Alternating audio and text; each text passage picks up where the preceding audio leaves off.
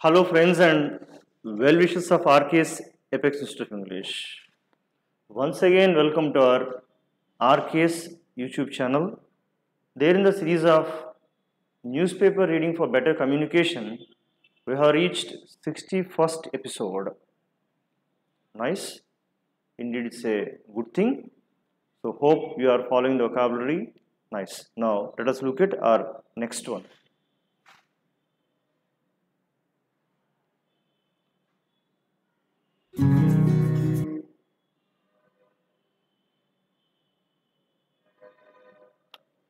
EU transfers funds from Russian assets.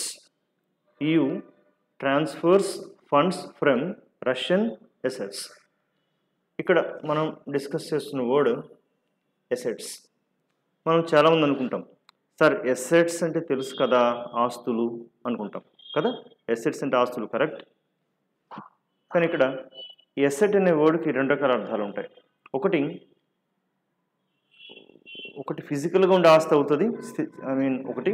ఇంకోటి వచ్చి ఒక వ్యక్తి కానీ ఒక లక్షణం కానీ అది ఆస్తి అవ్వచ్చు.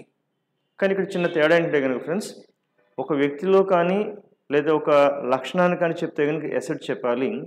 ఒక వ్యక్తి చిరస్థిరాస్తులు ఏదైనా ఆస్తుల గురించి మాట్లాడితే ఎసెట్స్ అనే చెప్పాలి, ఎసెట్ అని చెప్పకూడదు. అర్థం కాలేదు, మళ్ళీ చెప్పనా. ఫర్ ఎగ్జాంపుల్, ఒక బిల్డింగ్ ఉంది, అది చెప్పాలి కదా, దిస్ ఈజ్ మై ఎసెట్స్ అని చెప్పాలి. అక్కడ ఇట్ ఈజ్ మై ఎసెట్స్ అని చెప్పాలి, కానీ అది ఎసెట్ అని చెప్పకూడదు. ఎసెట్ అనేది చెప్పాలంటే, for example, he works very hard, then hard working nature is his asset. She has patience, so patience is her invaluable asset. అలాగా ఎసెట్ అంటే ఒక లక్షణాన్ని కానీ ఒక గుణాన్ని కానీ ఒక ధర్మాన్ని కానీ చెప్పేటప్పుడు, లేదా ఒక వ్యక్తిని కానీ చెప్పేటప్పుడు చెప్పచ్చు. So doctor Kalam really is an asset to our missile technology. Of course, in the past, even today, whatever the advancements he has given it to our country, still people are using. Andukani Dr. Kalam's technological support is an asset to missile industry. Ilaga, my dear friends, assets. Asset enti a person or thing that is valuable or useful to somebody or something. ఏదైనా ఉపయోగకరంగా బాగా ఉంటే కనుక అదొక ఆస్తిలాగా భావింపబడితే కనుక asset. In his job patience is an invaluable asset. ఈ ఉద్యోగంలో సహనం అనేది ఒక విలువ కట్టలేనటువంటి ఆస్తి. Being able to speak A foreign language is a major asset. అంటే వచ్చిన భాషలతో పాటు ఒక ఫారెన్ లాంగ్వేజ్ నేర్చుకోవడం అనేది తప్పనిసరిగా ఒక యాడెడ్ అడ్వాంటేజ్ అవుతుంది, అది కూడా ఒక గొప్ప asset. I'm not sure if his forcefulness is an asset or a liability. I'm not sure if his forcefulness అంటే ఆయన ఎవరి మీదైనా కూడా ఫోర్స్ఫుల్గా ప్రవర్తించడం, కొంచెం దుడుగ్గా ప్రవర్తించడం, దుందుడుకు స్వభావం కలిగి ఉండడం, నాకు నమ్మకం లేదు, ఒకసారి అది అతనికి ఒక పాజిటివ్ ఎసెట్ అవ్వచ్చు, ఒకసారి అదే అతనికి పెద్ద బరువు అవ్వచ్చు. ఓకే, లయబిలిటీ అంటే కనుక అప్పు, భారము అని చెప్పచ్చు. అది అతనికి ఆస్తి అవ్వచ్చు, భారము చెప్పలేం. Asset to somebody or something అంటే ఎలా చెప్తారంటే కనుక, ఒక వ్యక్తి ఒక ఆర్గనైజేషన్ కానీ దేనికన్నా కానీ ఒక తరగిన ఆస్తి లాంటి వాడైతే కనుక ఇలా చెప్తారు. ఇలాగా, I'm sure she will be an asset to the team. She will be an asset to the team. రాబోయే రోజుల్లో తప్పనిసరిగా మన టీంకి ఒక ఎసెట్ అవుతుంది. అలాగ, so asset to somebody or something. ఇదే ఆస్తిపరంగా చెప్పాలంటే, the company's entire assets are more than 1000 crores. Okay, company యొక్క ఆస్తులు మొత్తం కలిపి 1000 కోట్లు దాటింది, 1000 కోట్ల పైన ఉంటుంది అని చెప్పడం. ఇలా ఆస్తుల గురించి మాట్లాడుంటే కనుక ఎసెట్స్ అంటే ప్లూరల్ ఎస్ పెట్టే చెప్పాల్సి ఉంటుంది. ఒక క్వాలిటీ కానీ ఎలా చెప్పాలంటే ఎసెట్ అంటే సరిపోతుంది, asset. Hope you have understood. Obama's endorse Harris as Democrats best versus Trump. అంటే ఇంతకుముందు యుఎస్ ప్రెసిడెంట్ ఉన్న ఒబామా హ్యారిస్ని సపోర్ట్ చేస్తున్నారు. సో ఇలా ఎండార్స్ అంటే కనుక to say publicly that you support a person, statement or course of action. అంటే ఒక వ్యక్తిని కానీ ఒక స్టేట్మెంట్ని కానీ ఒక ప్రకటన కానీ వాళ్ళు తీసుకున్న యాక్షన్ కానీ పబ్లిక్గా అందరి ముందును సపోర్ట్ చేస్తూ ప్రకటిస్తే కనుక దాన్ని ఎండార్స్ అంటారు. ఇక్కడ endorse. See I wholeheartedly endorse his remarks. ఆయన చేసిన రిమార్క్స్ నేను మనస్ఫూర్తిగా అంగీకరిస్తున్నాను, సపోర్ట్ చేస్తున్నాను, నా మద్దతు తెలుపుతున్నాను. అంటే ఇలాగా ఏదైనా కమెంట్స్ చేసినా, క్రిటిసైజ్ చేసినా హార్ట్ఫుల్గా దాన్ని నో ప్రాబ్లం, దాన్ని యాక్సెప్ట్ చేయడం కూడా ఒక విధంగా ఎండార్స్ చేయడం. Members of all parties endorsed a ban on land mines. అంటే ల్యాండ్ మైన్స్ని పూర్తిగా బ్యాన్ చేయాలని మెంబర్స్ అందరూ కూడా, అన్ని పార్టీల మెంబర్స్ కూడా మద్దతునిచ్చారు, సపోర్ట్నిచ్చారు, ఒప్పుకున్నారు అని చెప్పడం. Modi says nation indebted to Kargil martyrs. Okay, Modi says nation indebted to Kargil martyrs. ఇక్కడ రెండు పదాలు చూడాలి, ఒకటి ఇండిటెడ్, ఒకటి ఇండిటెడ్, ఇంకొకటి మార్టైర్. మార్టైర్ MARTYR రెండు. ఓకే, ఒకటి ఇండిటెడ్ అంటే కనుక ఇండిటెడ్, ఇక్కడ బీ సైలెంట్ అవ్వాలి. ఇండిటెడ్ అంటే రుణపడి ఉండడం, రుణపడి ఉండడం. ఎవరైనా వాళ్ళు చేసే సహాయానికి కానీ, వాళ్ళు చేసిన త్యాగానికి కానీ రుణపడి ఉండడం, ఇండిటెడ్ టు. సో ఇది ఒక అడ్జెక్టివ్, ఇది grateful to somebody for helping you. I'm deeply indebted to my family for all their help. మా ఫ్యామిలీకి వాళ్ళు చేసిన పూర్తి సహాయ సహకారాలకు నేను రుణపడి ఉంటాను. I'm deeply indebted to my family. Okay, I'm deeply indebted to my teacher Shri K Nageswara Rao sir for supporting me in many ways. అంటే అనేక విధాలుగా నేను సపోర్ట్ చేస్తున్నందుకు నేను మా సార్కి రుణపడి ఉంటాను. I'm indebted to. Thank you, I'm forever indebted to you. నేను మీకు సదా రుణపడి ఉంటాను, థ్యాంక్ యూ. ఇలాగ ఇండిటెడ్ అంటే కనుక రుణపడి ఉండు. అలాగే MARTYR మార్టైర్ అంటే కనుక అమరుడు, అంటే అమరవీరుడు. Okay, a person who is killed because of the religious or political beliefs and is often admired because of it. అంటే ఒక వ్యక్తి ఏదైనా రాజకీయ కారణాల వల్ల కానీ, దేశం కోసం కానీ, మతపరంగా చనిపోతే అతనిని అందరూ అభిమానిస్తూ ఉంటే అటువంటి వ్యక్తిని అమరుడు. ఎందుకు అమరుడు అంటే మరణించినా కూడా అతను అందరి హృదయాల్లో నిలిచి కాబట్టి అతను అమరుడు అవుతాడు. Okay, even though he passed away still he remains in the hearts of the people, so he becomes immortal. కాబట్టి అతను అమరుడు అవుతాడు, అక్కడ అమరుడు. Putting him to death would only make him a martyr. ఇప్పుడు ఆయన్ని చంపేస్తే కనుక ఆయన అందరి హృదయాలను అమరులాగా జీవించిపోతూ ఇంకెక్కువ పేరు తెచ్చుకుంటాడు. అలా వద్దు, ఆయన్ని జైల్లో ఉంచి అలాగే ఉంచేద్దాం. అంటే ఒక స్టేట్మెంట్ చెప్తున్నారు, పుట్టింగ్ హిమ్ టు డెత్. అతన్ని చంపేస్తే కనుక it would only make him a martyr. అతని ఒక లేనిపోని క్రేజ్ తెచ్చిపెడుతుంది అక్కడ. అంటే కొంతమంది టెర్రరిస్టులు కానీ వాళ్ళని చంపివేస్తే ఏమవుతుందంటే కొన్ని గ్రూపులు వాళ్ళు ఆ ఫోటో కట్టించుకొని దాన్ని పెద్ద అమరులాగా చేసి హంగామా చేస్తుంటారు అంతా కూడా. దాని బదులు ఏ జైల్లోనే ఉంచేసి అలాగా చనిపోయేందుకు అందులో ఉంచితే కనుక ఇంకొకలా ఉంటుంది.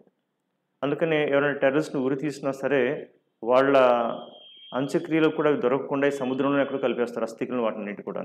అలా కాకుండా ఒక పర్టికులర్ చోట ఎక్కడన్నా వాళ్ళను అంటే బరీ చేసినా, లేదంటే అక్కడ ఫ్యూనరల్ ఫైర్ అది చేసినా సరే ఆ ప్లేస్లో మళ్ళీ పెద్ద గుడి కట్టేసి అది చేసేస్తారు. అందుకని అదేం లేకుండా ఆ అస్థికులను సముద్రంలో ఎక్కడ కలిపేస్తే ఎవరికి చించి కూడా తెలియకుండా చేస్తారు అంతా కూడా. So putting him to death would only make him a martyr. Martyr to something. A martyr to the cause of freedom. So, he became a martyr to the cause of freedom. అంటే స్వతంత్రం కోసం అతను అమరుడయ్యాడు. So, those days, many people became martyrs, to the cause of Indian freedom. అంటే మన దేశ స్వతంత్రం కోసం చాలామంది అమరులయ్యారు. Techie duped of 28 lakh. ఇది ఒక చిన్న ఆర్టికల్, చాలా చిన్న ఆర్టికల్, ఒకసారి చూద్దాం మనం. టెకీ డూప్డ్ అంటే డూప్డ్ అంటే కనుక మోసగించబడ్డాడు అని అక్కడ. ఇది మనకు హెడ్లైన్స్లో ఇచ్చేటప్పుడు బీ ఫార్మ్స్ ఇవ్వరు, కాబట్టి మీరు అనుకోవాలి కదా టెకీ వాస్ డూప్డ్ ఆఫ్ అంటే అతను మోసగించబడ్డాడు. ఎంతంటే 28 లక్షలు కాజేస్తారు ఆయన నుంచి.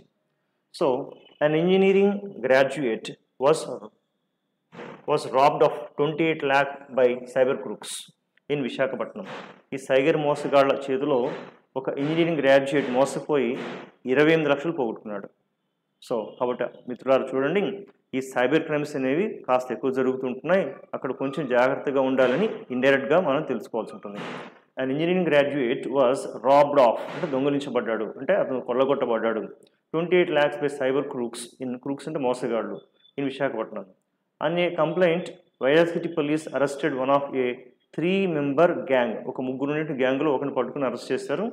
Who had cheated young men from the city on the pretext of online friendship and dating. ఇది చూడండి, ఆన్ ద ప్రిటెక్స్ట్ ఆఫ్, పిఆర్ఈటీఎక్స్టీ, ఇది ఒక ఎక్కువగా వాడే పదం. పిఆర్ఈటీఎక్స్టీ, ప్రిటెక్స్ట్ అంటే నెపము, వంక, అంటే ఆ వంకతో, ఆ నెపంతో, ఆ సాకుతో. ఏంటి ఆ వంక అంటే కనుక డేటింగ్కి వెళ్దామని పిలవడం, లేదా ఫ్రెండ్షిప్ చేద్దామని చెప్పడం, లేదా మారుగుంతులతో మాట్లాడించడం, అంటే ఆ వలలో, ఆ బుట్టలో పడ్డం. అలా పడ్డం వల్ల వీళ్ళు మోసపోతున్నారు.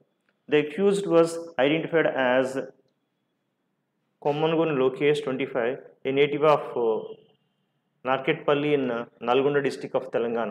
అంటే తెలంగాణ వాడికి చెందిన విధంగా అతన్ని గుర్తించారు. అంటే ఆ నిందితుడు తెలంగాణకు చెందినవాడుగా, వాళ్ళు నల్గొండకు చెందిన వ్యక్తిగా గుర్తించారు. The police launched a hunt for 2 others. ఇంకో ఇద్దరు కోసం వేట మొదలెట్టారు పోలీస్ అంతా కూడా. Launched a hunt for 2 others, T Sai Dheeraj and Maikol Shalini, ఇంకొకరు Shalini. So both residents of Hyderabad. వాళ్ళిద్దరు కూడా హైదరాబాద్ చెందిన వాళ్ళు అనమాట. అంటే ఈ ఫిమేల్ వాయిస్తో ఉన్న వాళ్ళని జస్ట్ ఇలా వాళ్ళ వాయిస్ ద్వారా ఎరవేస్తూ ఇలాగ డేటింగ్స్ అని, లేదంటే ఫ్రెండ్షిప్ అని చెప్తూ 28 lakhs కాల్ చేస్తారు.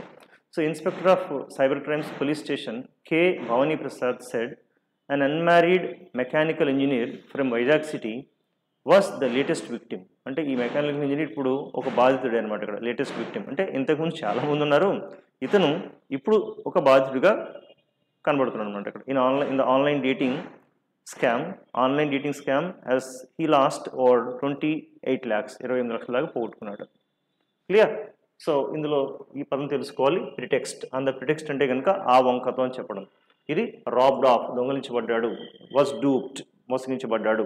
ఓకే, ఇది ఆర్టికల్ ఎందుకు చదివామంటే కనుక ఇండైరెక్ట్గా కొంచెం అలర్ట్గా ఉంటారనే ఉద్దేశంతో. Okay friends, hope you have understood. So dupe అంటే to trick or cheat somebody. ఎవరైనా ట్రిక్ చేసి, చీట్ చేసి చంపేయడం, మోసగించడం. Dupe somebody. They soon realised they had been duped. వెంటనే వాళ్ళు తెలిసిపోయింది వాళ్ళకి, అరే మనం వాళ్ళలో పడ్డాం, మోసపోయాం అని తెలిసింది వాళ్ళకి. They soon realised they had been డూప్డ్.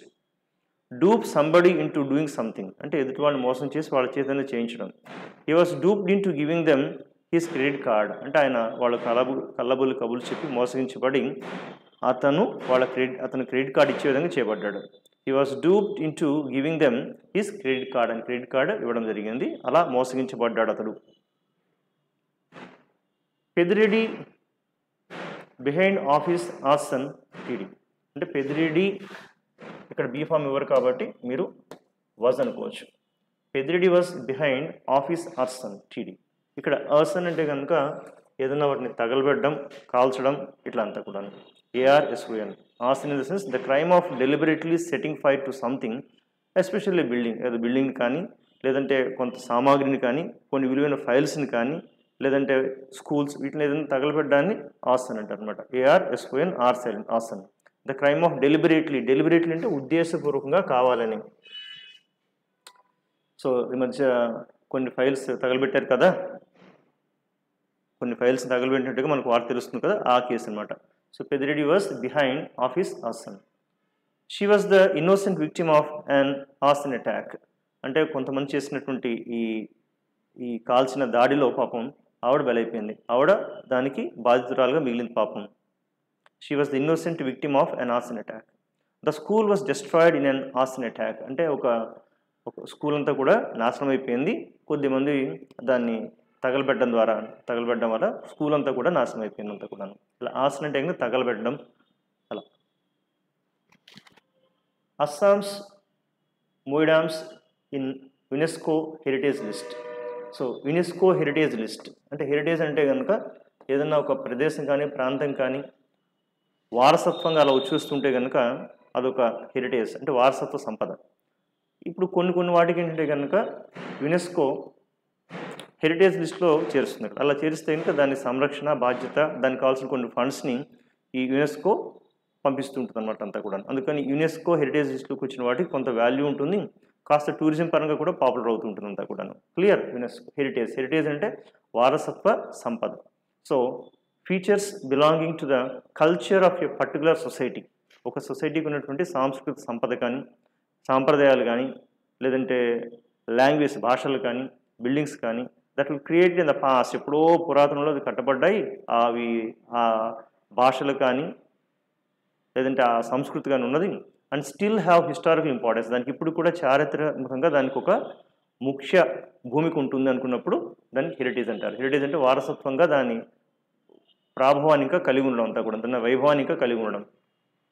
Folk songs are part of our common heritage, అంటే జానపదంగా ఎప్పటి నుంచి వస్తున్న పాటలు మన ఈ వారసత్వ సంస్కృతిలో కానీ ఒక భాగంగా ఉండిపోతుంటుంది ఎప్పుడు కూడాను.